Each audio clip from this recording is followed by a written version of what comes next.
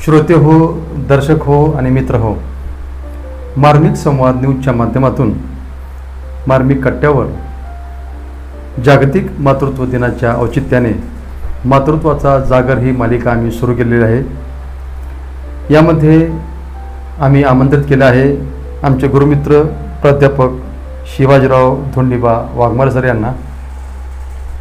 Waghmare sir, प्रत्येकाच्या जीवनामध्ये गुरुचं एक महत्त्व असतं।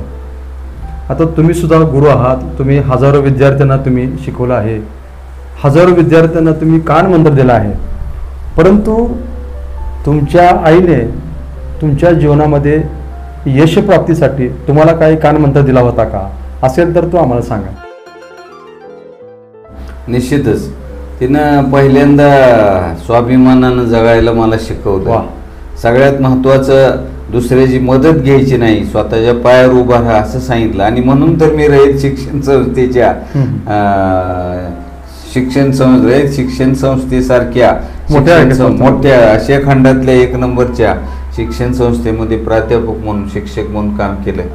खरं पाहिलं तर आई ही सर्वच देवतापेक्षा सुद्धा श्रेष्ठ असते। Mother is the miniature of God असं म्हणतात। वाह, बरोबर आहे। Mother is miniature of God, म्हणजे आई हे परमेश्वराचं प्रतिरूप आहे। आई प्रत्येक ठिकाणी काही परमेश्वर जाऊ शकत नाही, म्हणून त्यानं आई नावाचं प्रतिरूप निर्माण केलं आणि त्याला प्रेमळपणा अर्पण केला।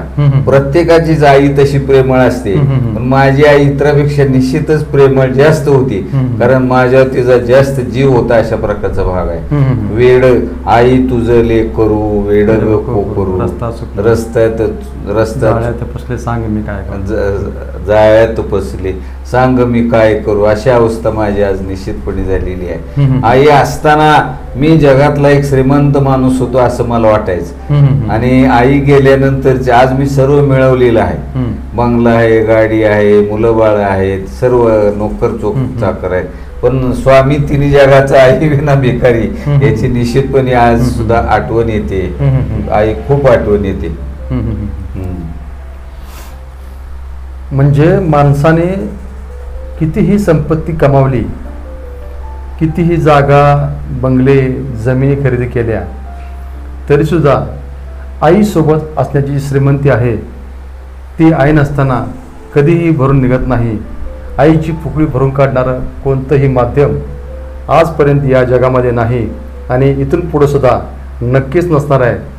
आईची महती अतिशय नेमक्या आणि मोजक्या शब्दामध्ये आपल्याला आमचे मित्र प्राध्यापक शिवाजीराव वाघमारे सर यांनी सांगितली। धन्यवाद सर।